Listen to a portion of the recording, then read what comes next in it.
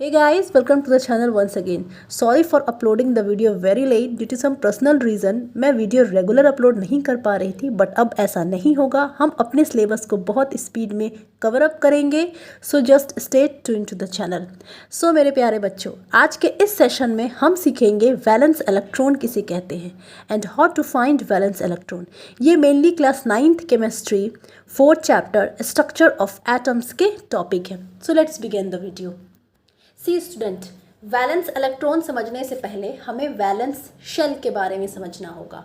Because valence shell में जो electron होते हैं हम उन्हें वैलेंस इलेक्ट्रॉन कहते हैं. Look here, valence shell, outermost shell of an atom containing valence electron. outermost shell, atom का outermost शेल को हम कहते हैं वैलेंस शेल. वाई?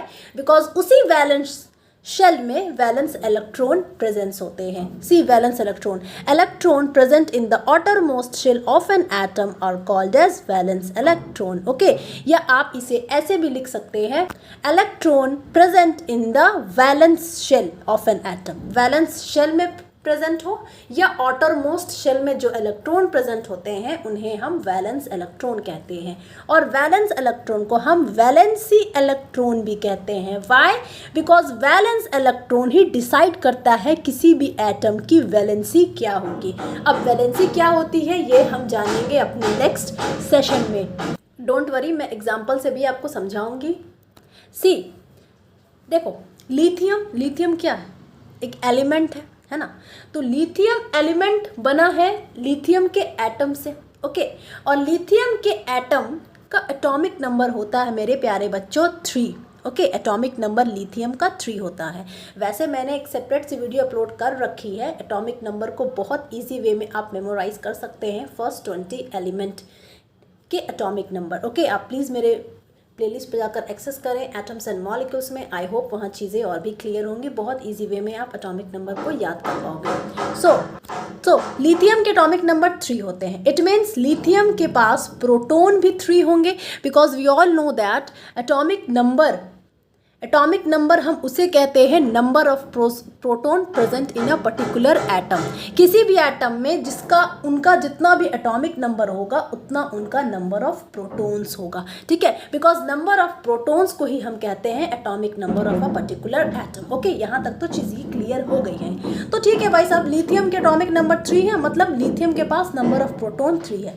और हमें ये पता है किसी भी न्यूट्रल एटम में जितनी प्रोटॉन की संख्या होती है मेरे प्यारे बच्चों उतनी इलेक्ट्रॉन की भी संख्या होती है. किसमें? न्यूट्रल एटम में. मैं आयंस की बात नहीं कर रही हूँ, ठीक है, न्यूट्रल एटम की बात कर रही हूँ. तो ठीक है, लिथियम के पास नंबर ऑफ प्रोटॉन 3 है. इट मीन्स लिथियम के पास नंबर ऑफ इलेक्ट्रॉन भी 3 होंगे. तो ठीक है, हमें ये पता चल गया कि भाई साहब लिथियम के पास इलेक्ट्रॉन की संख्या 3 है, मतलब total number of electron lithium के पास 3 है. ठीक है, अब इसी 3 इलेक्ट्रॉन को हम लिथियम के एटम के अंदर अरेंज करेंगे, जिसे हम कहते हैं इलेक्ट्रॉनिक कॉन्फ़िगरेशन. किसी भी एटम के अंदर इलेक्ट्रॉन को अरेंज करना हम कहते हैं उसे इलेक्ट्रॉनिक कॉन्फ़िगरेशन और अरेंजमेंट ऑफ इलेक्ट्रॉन. ओके, तो ये 3 इलेक्ट्रॉन हमें लिथियम के एटम के अंदर अरेंज करनी हो. ठीक है, तो इलेक्ट्रॉनिक कॉन्फ़िगरेशन में हमने ये पढ़ा है स्टूडेंट कि लॉ हमें ये कहता है कि फर्स्ट ऑर्बिट में, this is the first orbit. Okay, first orbit में हमेशा 2 इलेक्ट्रॉन होंगे. मतलब first orbit, this is the first orbit. Okay, first orbit की क्षमता जो होती है वो सिर्फ 2 इलेक्ट्रॉन रखने की होती है. मतलब इनके पास सिर्फ 2 ही सीट है, और 2 सीट है तो 2 इलेक्ट्रॉन ही इसमें आ सकते हैं और ज़्यादा इलेक्ट्रॉन नहीं आएंगे. तो ठीक है भाई साहब, हमने फर्स्ट ऑर्बिट में 2 इलेक्ट्रॉन रख दी है. और हमने तो ये पढ़ा है कि फर्स्ट हम जब भी फिल करते हैं इलेक्ट्रॉन को एटम के अंदर तो सबसे पहले इनर ऑर्बिट से स्टार्ट करते हैं, है ना. अंदर के ऑर्बिट पहले फिल होंगे, ये कंप्लीट हो जाएंगे, फुल हो जाएंगे अकॉर्डिंग टू द लॉ. उसके बाद हम सेकंड ऑर्बिट पे, नेक्स्ट ऑर्बिट पे मूव करेंगे. ओके, तो फर्स्ट ऑर्बिट में हम सिर्फ मैक्सिमम 2 इलेक्ट्रॉन ही रख सकते हैं. ठीक है, हमने 2 इलेक्ट्रॉन रख दिया. अब हमारे पास कितनी इलेक्ट्रॉन बची? 1 इलेक्ट्रॉन बची. ओके, तो ये 1 इलेक्ट्रॉन जाएंगे आपके नेक्स्ट ऑर्बिट में, नेक्स्ट शेल में. ओके, तो टोटल कितने इलेक्ट्रॉन हो गए? सी, फर्स्ट ऑर्बिट में 2 इलेक्ट्रॉन और अनदर शेल में विच इज सेकंड ऑर्बिट, इस शेल में 1 इलेक्ट्रॉन है. तो टोटल कितने हो गए? 2 + 1 = 3 इलेक्ट्रॉन हो गए. तो ये हमने लिथियम एटम के अंदर इलेक्ट्रॉन का अरेंजमेंट कर डाला, हो गया अरेंजमेंट, है ना। तो ऐसे मेरे बच्चों लिथियम एटम में इलेक्ट्रॉन का कुछ इस टाइप से अरेंजमेंट होता है। लेकिन हमें क्या पढ़ना है, हम तो पढ़ रहे हैं वैलेंस इलेक्ट्रॉन। और डेफिनेशन क्या कहता है मेरे लाल, डेफिनेशन ये कहता है कि आउटर मोस्ट शेल में, this is the outermost shell of the lithium atom, outermost shell में जो इलेक्ट्रॉन होगा हम उसे कहते हैं वैलेंस इलेक्ट्रॉन। So simple.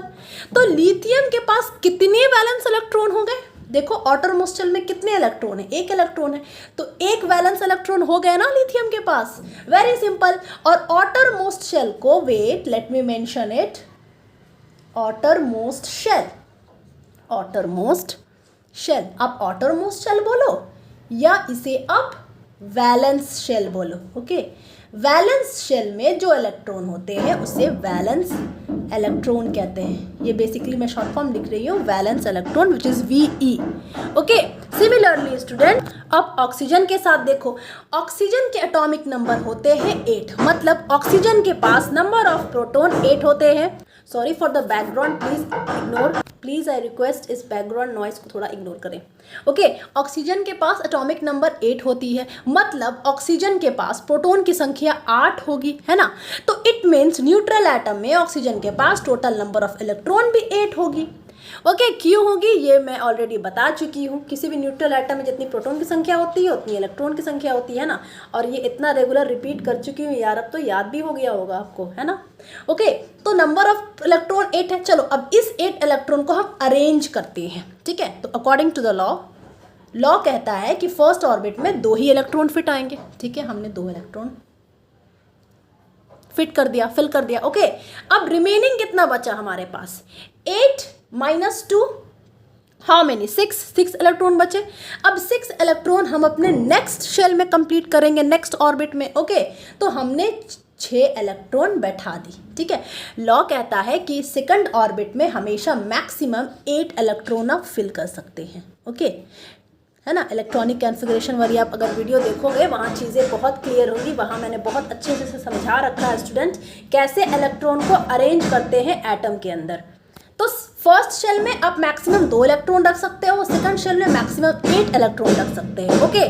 तो यहाँ पर मैंने 6 इलेक्ट्रॉन रख दिया क्योंकि 2 इलेक्ट्रॉन ऑलरेडी फर्स्ट शेल में कंप्लीट हो गए। और रिमेनिंग कितना बचे, 8 में से 2 माइनस कर दो, 6 बच जाएगा, तो 6 इलेक्ट्रॉन हमने रख दी, ओके। तो ये हो गया मेरे लाल आउटर मोस्ट शेल, किसका, ऑक्सीजन एटम का, ऑक्सीजन एटम का ये आउटर मोस्ट शेल हो गया, मतलब ये हो गया ऑक्सीजन एटम का वैलेंस शेल। और वैलेंस शेल में जितने भी इलेक्ट्रॉन होंगे वो हो जाएंगे वैलेंस इलेक्ट्रॉन उस पर्टिकुलर एटम के। तो ऑक्सीजन के पास कितने वैलेंस इलेक्ट्रॉन हो गए, काउंट करो, 1 2 3 4 5 6 हो गया ना। So this is how you calculate the valence electron of any atom in the element, okay, ठीक है। तो ऑक्सीजन के 6 हो गया, सिमिलरली विद द कार्बन। बस बात ये ध्यान में डाल के रखना स्टूडेंट कि वैलेंस इलेक्ट्रॉन को पता करने के लिए आपको एटॉमिक नंबर की जानकारी भरपूर होनी चाहिए, और जिसकी वीडियो मैंने सेपरेट से अपलोड कर रखी है, ओके। एटॉमिक नंबर अगर आपको याद है, देखो केमिस्ट्री में बहुत ईजी है समझना, केमिस्ट्री को पढ़ना, ठीक है। कुछ कुछ चीज़ें हैं केमिस्ट्री की, अगर वो आप बहुत ईजिली समझ जाते हो तो केमिस्ट्री बहुत ईजी है समझना। एटॉमिक नंबर आप समझ जाओ, काफ़ी हद तक प्रॉब्लम सॉर्ट आउट हो जाएंगी। और ये टिप ऑफ द टंग होनी चाहिए आपको, ऐसा नहीं आप बार बार पेजेस टर्न कर रहे हो, चेक कर रहे हो, ओके, ऐसा नहीं होना चाहिए। सो लुक है, कार्बन के एटॉमिक नंबर 6 होते हैं। चले अब इस 6 इलेक्ट्रॉन को हम एटम के अंदर अरेंज करते हैं। फर्स्ट ऑर्बिट में 2 होगा, 6 - 2, रिमेनिंग कितने बचे, 4, सेकंड ऑर्बिट में 4, तो 4 आउटर मोस्ट शेल हो गया, है ना। तो आउटर मोस्ट शेल को हम कहते हैं वैलेंस शेल। वैलेंस शेल में जितने इलेक्ट्रॉन होते हैं उसे वैलेंस इलेक्ट्रॉन कहते हैं। तो कार्बन के वैलेंस इलेक्ट्रॉन हो गए 4। सो वैलेंस इलेक्ट्रॉन को जानने के लिए आपको सिर्फ एटॉमिक नंबर को याद करना ज़रूरी होगा और इलेक्ट्रॉनिक कॉन्फ़िगरेशन के लॉ को समझना ज़रूरी होगा, ओके। नंबर ऑफ न्यूट्रॉन अगर पता भी नहीं है तो डोंट वरी, उसमें वैलेंस इलेक्ट्रॉन में नंबर ऑफ न्यूट्रॉन का कोई कुछ खास काम होता नहीं है। वैसे मैंने ये भी आपको बता रखा है कि अगर आपको नंबर ऑफ़ प्रोटॉन पता है, नंबर ऑफ़ इलेक्ट्रॉन पता है, तो नंबर ऑफ़ न्यूट्रॉन आप इजीली कैसे कैलकुलेट कर सकते हैं। ये एटम्स एंड मॉलिक्यूल्स के प्लेलिस्ट में पर एक्सेस करेंगे, आपको डेफिनेटली वो वीडियो पसंद आएगी। सो स्टूडेंट, बोरोन का चलो स्टार्ट करते हैं। बोरोन के एटॉमिक नंबर क्या होते हैं? This is the short form of atomic number. Okay, 5, तो नंबर ऑफ़ प्रोटॉन 5। चलो अभी इस 5 को बैठाओ एटम के अंदर, है ना, 2 फर्स्ट शेल में, रिमेनिंग कितने हैं? 3 valence electron. Similarly with aluminium, सारे एटम क्या बहुत इजीली कैलकुलेट कर सकते हो मेरे लाल, डोंट वरी। एल्यूमिनियम के एटॉमिक नंबर होते हैं 13, मतलब number of proton 13। Number of proton 13 है, मतलब नंबर ऑफ इलेक्ट्रॉन भी 13 ही होंगे। ओके, सो फर्स्ट ऑर्बिट में 2 कर दिया हमने। Okay, 13 - 2 is equal to 11। ठीक है, अब इस 11 इलेक्ट्रॉन को बैठाओ। तो सेकंड ऑर्बिट का लॉ कहता है कि सेकंड ऑर्बिट में मैक्सिमम 8 इलेक्ट्रॉन होना चाहिए। ठीक है, 11 - 8, रिमेनिंग कितना बचे? 3, मतलब आउटर मोस्ट ऑर्बिट में 3 इलेक्ट्रॉन होंगे, 3 इलेक्ट्रॉन, और यही आपका वैलेंस इलेक्ट्रॉन हो गया एल्यूमिनियम का। Similarly with the hydrogen, hydrogen में थोड़ा एक्सेप्शन है मेरे लाल। हाइड्रोजन में एक्सेप्शन इसलिए है बिकॉज हाइड्रोजन की एटॉमिक नंबर होती है 1। इट मीन्स हाइड्रोजन बेचारा सबसे गरीब, सबसे कमज़ोर, सबसे लाचार एटम है, सबसे लाचार एलिमेंट है पीरियोडिक टेबल में। वाई? बिकॉज इनके पास तो देखो ना, एक ही प्रोटॉन है, एक ही प्रोटॉन है, मतलब एक ही इलेक्ट्रॉन होगा, है ना, तो एक ही इलेक्ट्रॉन है ना, और फर्स्ट ऑर्बिट में एक ही इलेक्ट्रॉन जाएंगे, है ना, तो फर्स्ट ऑर्बिट में इनका फर्स्ट ऑर्बिट ही इनका वैलेंस शेल होता है, valence shell. Okay, valence shell में जितने इलेक्ट्रॉन हैं वो वैलेंस इलेक्ट्रॉन हो जाएंगे। तो फर्स्ट ऑर्बिट में इनके आउटरमोस्ट ऑर्बिट ही फर्स्ट ऑर्बिट है और इनके पास एक इलेक्ट्रॉन है, सो वैलेंस इलेक्ट्रॉन 1 हो जाएंगे। और हाइड्रोजन में कोई न्यूट्रॉन नहीं होते हैं, याद रखना। हाइड्रोजन में प्रोटॉन इलेक्ट्रॉन 1 होते हैं, but there is no neutron. Okay, चलो यहाँ तक तो आपने सीख लिया वैलेंस इलेक्ट्रॉन किसे कहते हैं और वैलेंस इलेक्ट्रॉन को हम कैसे फाइंड आउट कर सकते हैं। बट ये भी जान लो, वैलेंस इलेक्ट्रॉन को हम वैलेंसी इलेक्ट्रॉन भी कहते हैं। क्यों? क्योंकि वैलेंस इलेक्ट्रॉन ही डिसाइड करता है स्टूडेंट, वैलेंसी किसी भी एटम की वैलेंसी क्या होगी, वो 4 होगी, 5 होगी, 2 होगी, 3 होगी, ये वैलेंस इलेक्ट्रॉन ही डिसाइड करेगा। कैसे? डोंट वरी, हम अपने नेक्स्ट सेशन में जानेंगे। See, only valence electron of atom take part in chemical reaction. हाँ, और सिर्फ वैलेंस इलेक्ट्रॉन ही केमिकल रिएक्शन में पार्टिसिपेट करते हैं student. Why? Because it has more energy than all the inner electron of atom. जितने भी इनर इलेक्ट्रॉन है, पिक्चर में देखो, जितने भी इनर इलेक्ट्रॉन है, second orbit inner electron, first orbit inner electron, है ना।